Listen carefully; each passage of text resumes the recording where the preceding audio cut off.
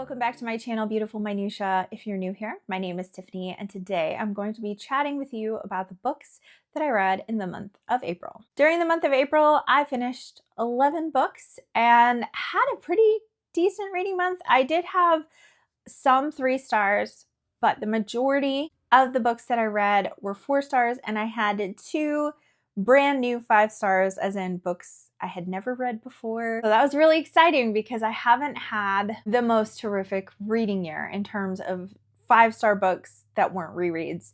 So that was really exciting to have 2 in 1 month. If you saw my quarter year, I think it was quarter year crisis tag, where I talked about how my reading has gone so far in the first quarter of 2026, you will know that my 2 most read genres are classics and middle grade. And that pattern continued in the month of April, that I read 3 classics and 3 middle grades, and then like 1 in like nonfiction, YA, manga, like just different things. So I was kind of all over the place.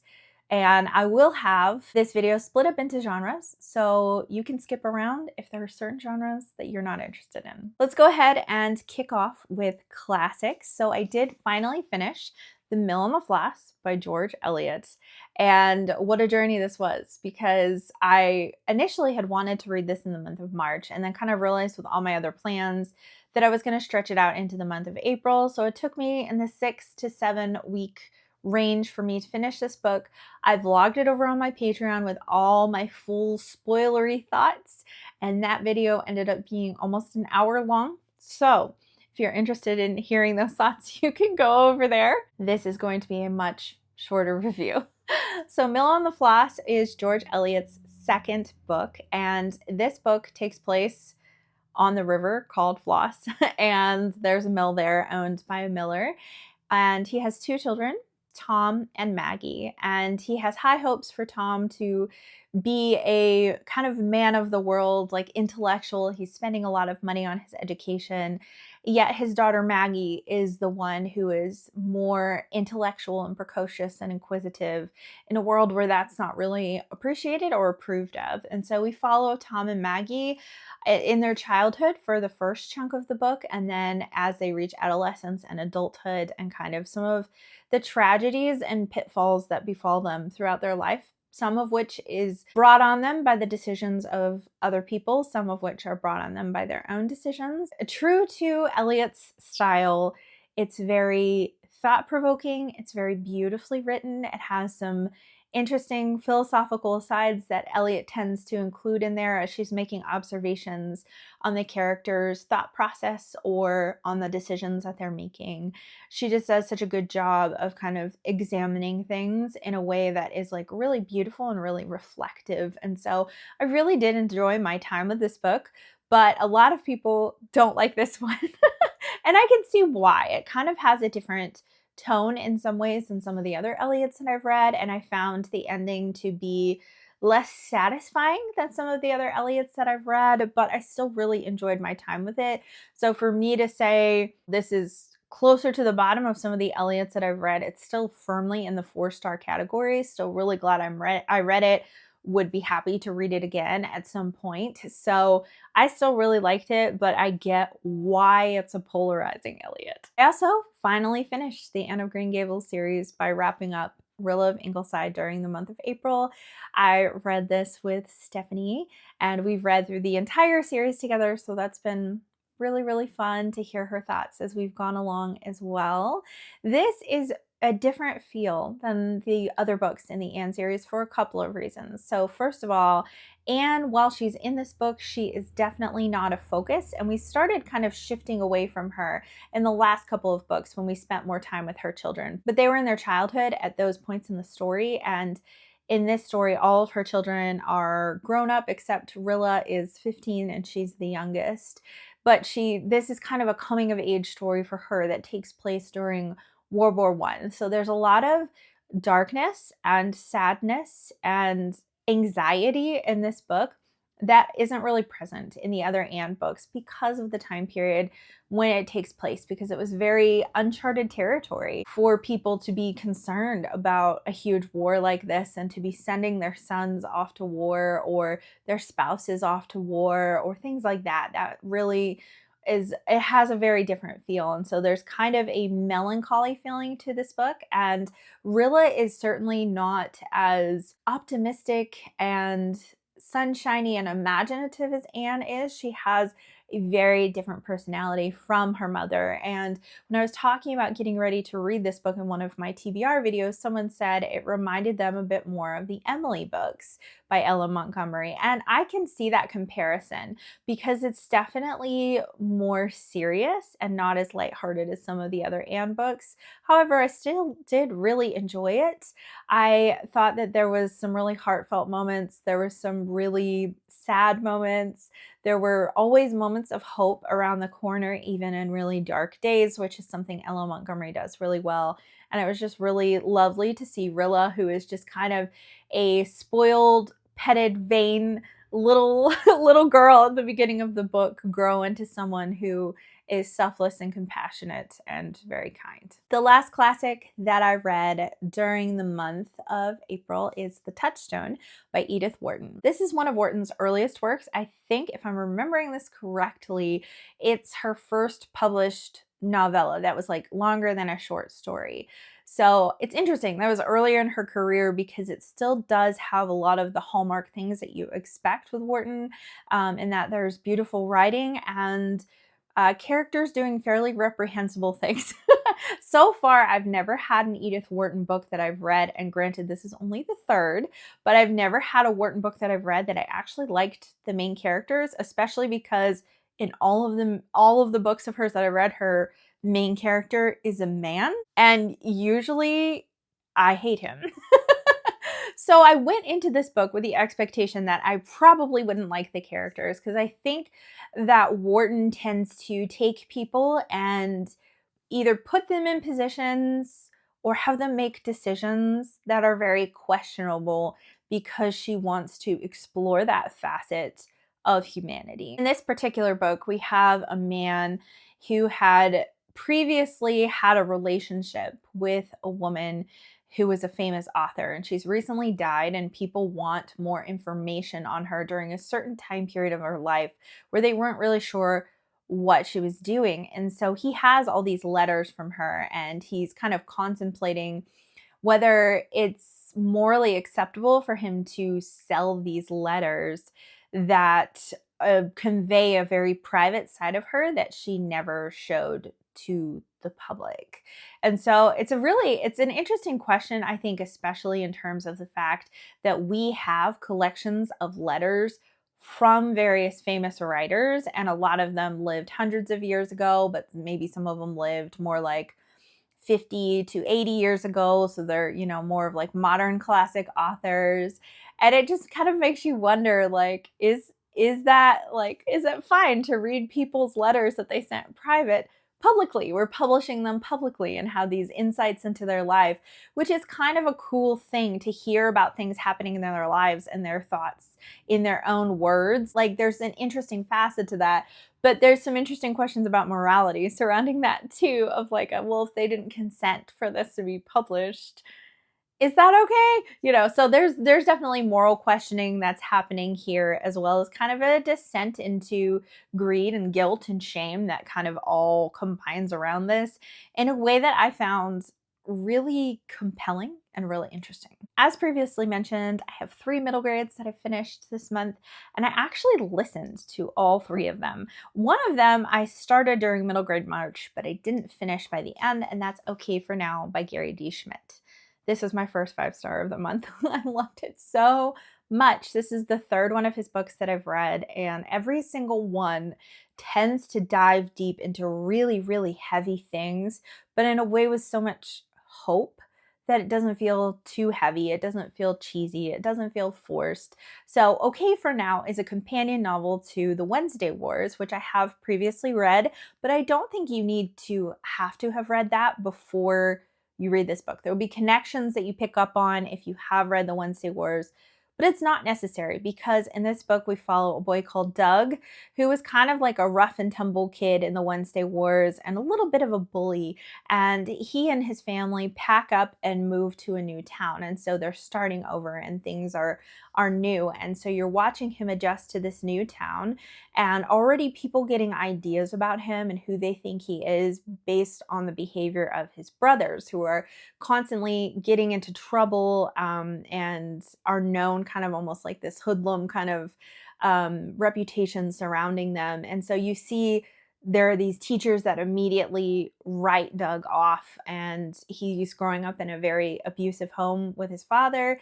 And so there's some tough things being tackled here. But the thing that I love about Gary D. Schmidt is, first of all, I feel like it's written in first person, and it always feels like a very genuine voice for a middle school boy. I also love that there are always people around the kid who's struggling who see something in him that he can't see in himself. They see value in him, they see talent in him, and then there's always some sort of artistic thing that's like kind of coupled into it. So in the Wednesday Wars, it was Shakespeare and drama, like acting. Those were things that were highly tied in. And this one, it's Audubon's pictures of birds, and then also Jane Eyre.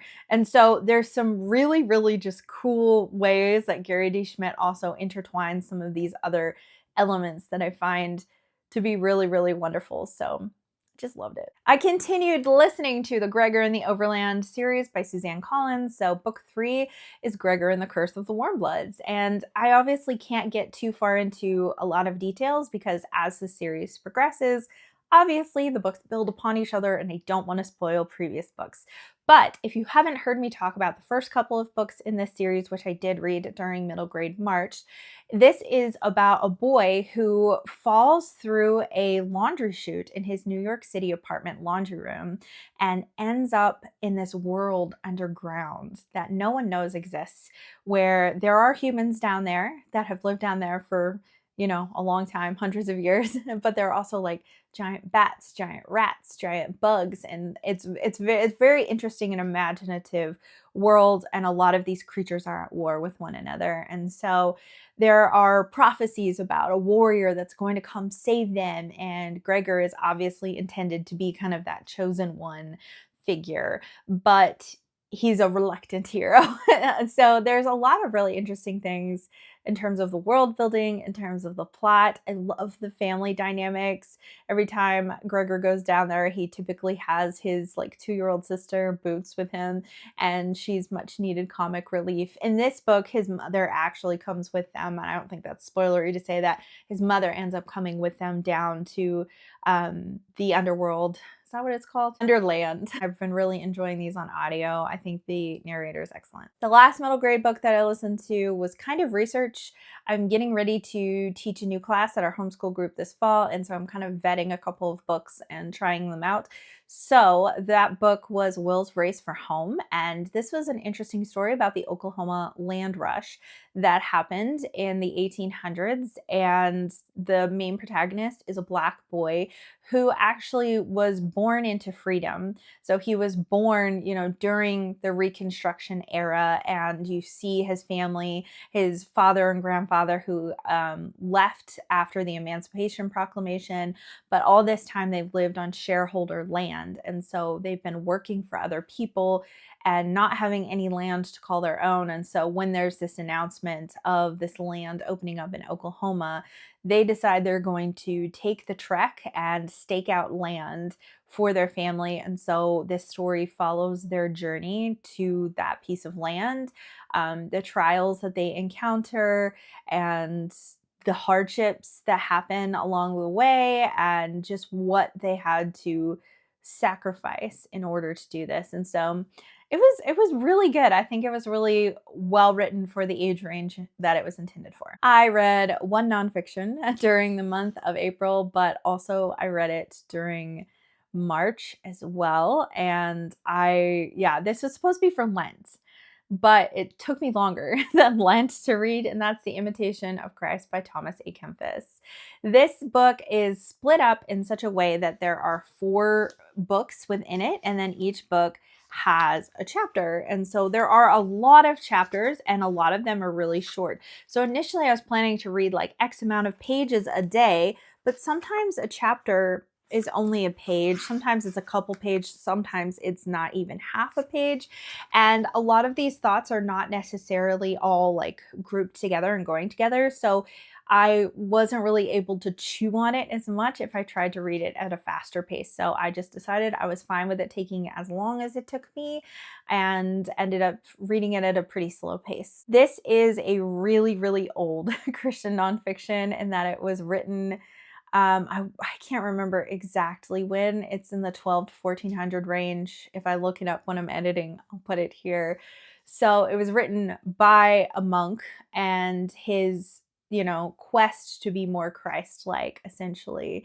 And there was some really beautiful things in this book and some things that I really loved, but it really felt like one of those books where I did a lot of chewing the meat and spitting out the bones.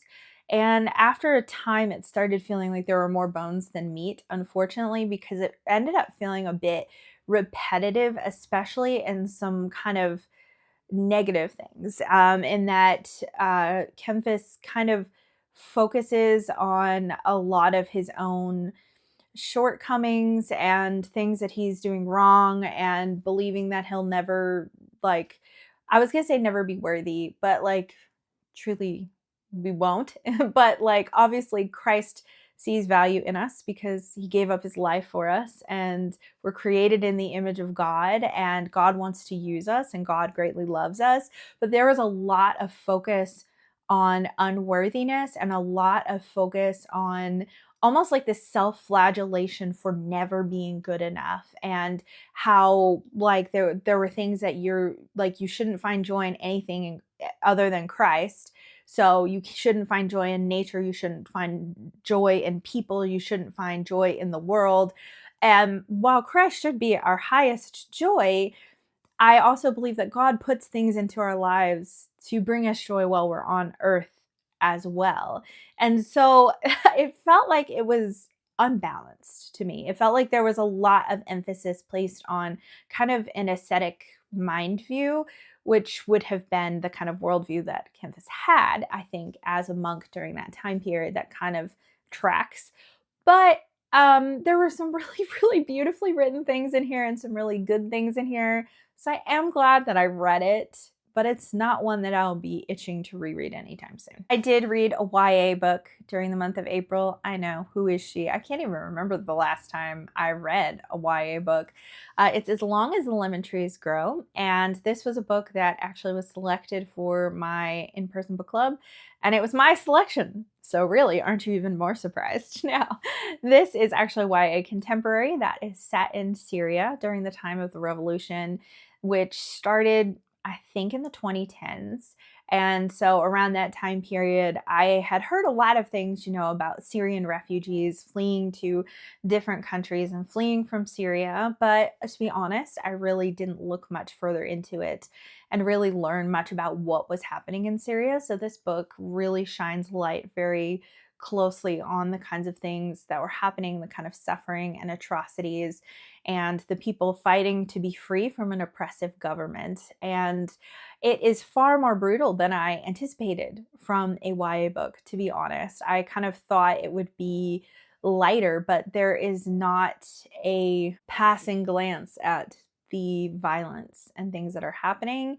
It takes an unflinching gaze. Our main character is only 18 years old and had intended to be a pharmacist.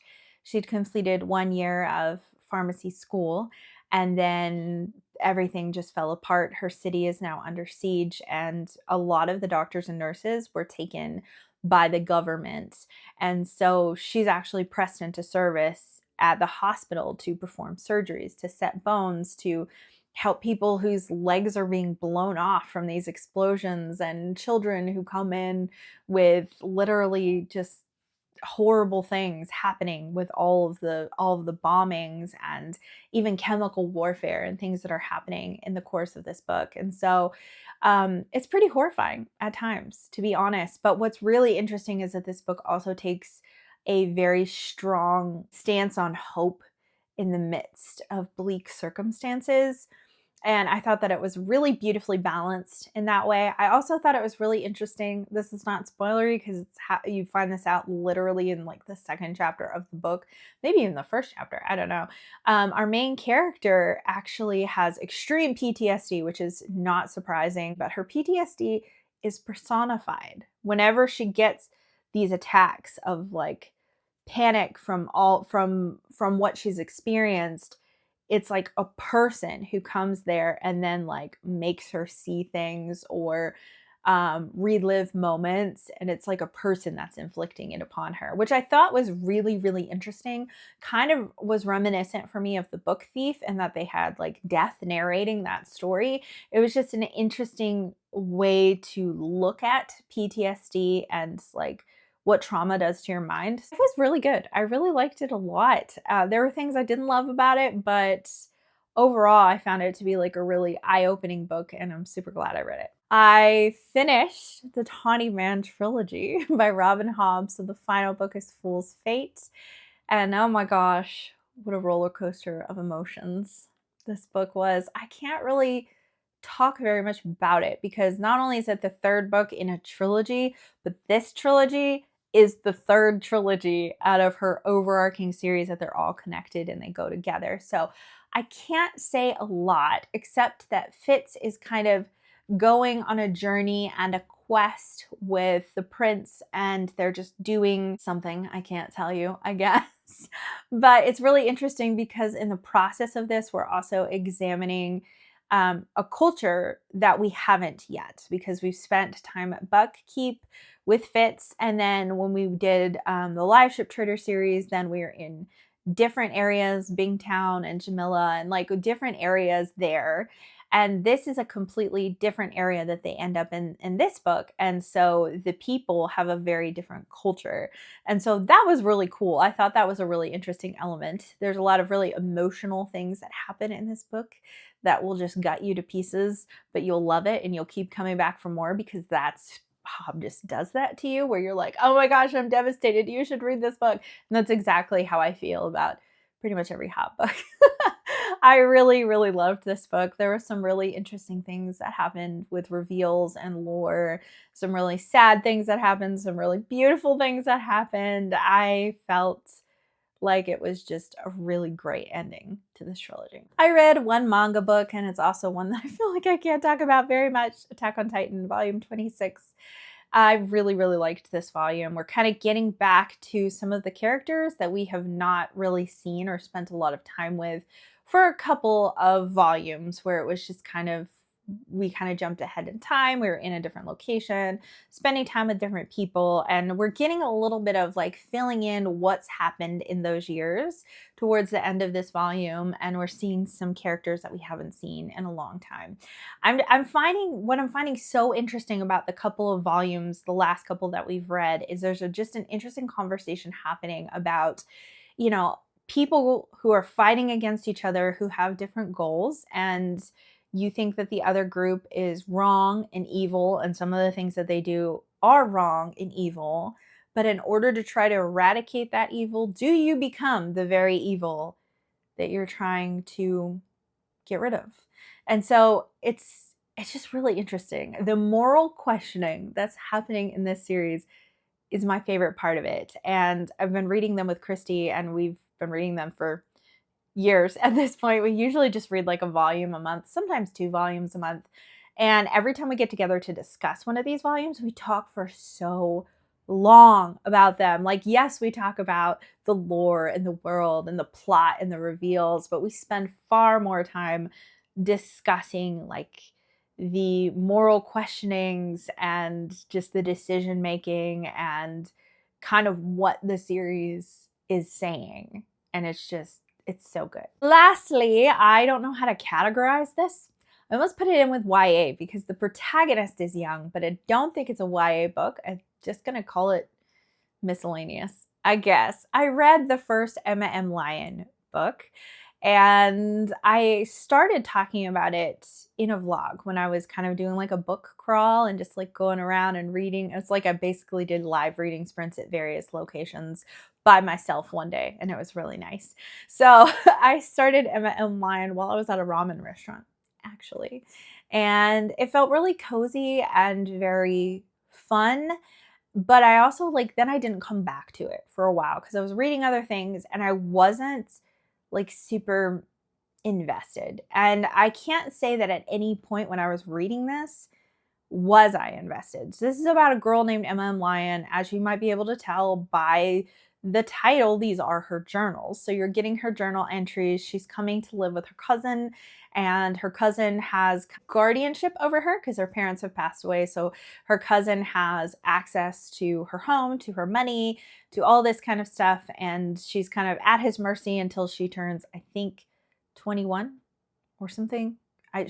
Her birthday's coming soon, and she'll be old enough and be able to handle her own stuff. And so as the book progressed, it got more interesting. And I feel like it's one of those things where I felt like even at any point during this book, I could take it or leave it. I've heard a lot of people just fly through it and be obsessed with it and give it 5 stars. And I finished it and I was like, well, that was fun. There were some witty kind of quotable things that happened. Emma loves books and is reading through Paradise Lost, so there's some kind of fun things there. But I felt like nothing really interesting was happening, and I'm not a plot-driven reader, so that doesn't necessarily bother me. But in this book, I was just kind of I don't know really what we're doing here, what the point is, and so I never felt invested. And so it took me a long time to read this. Considering how short it was, it took me a while to read it. But I think I've heard from some people that this series just gets better in terms of plot.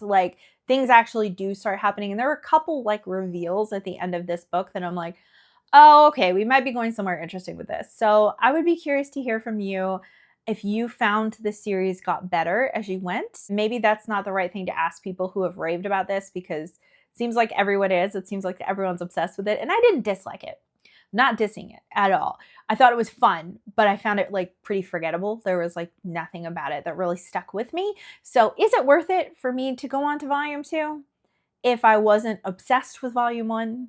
I'm just wondering. Anyways, those are the books that I read in the month of April. So I read a lot. There's a couple books that I was in the middle of reading that get carried over into May. So this isn't even all totally of what I read, but overall had a really good reading month and didn't hate anything that I read at all, and had a few new favorites. So that's exciting. I'd love to hear from you in the comments down below.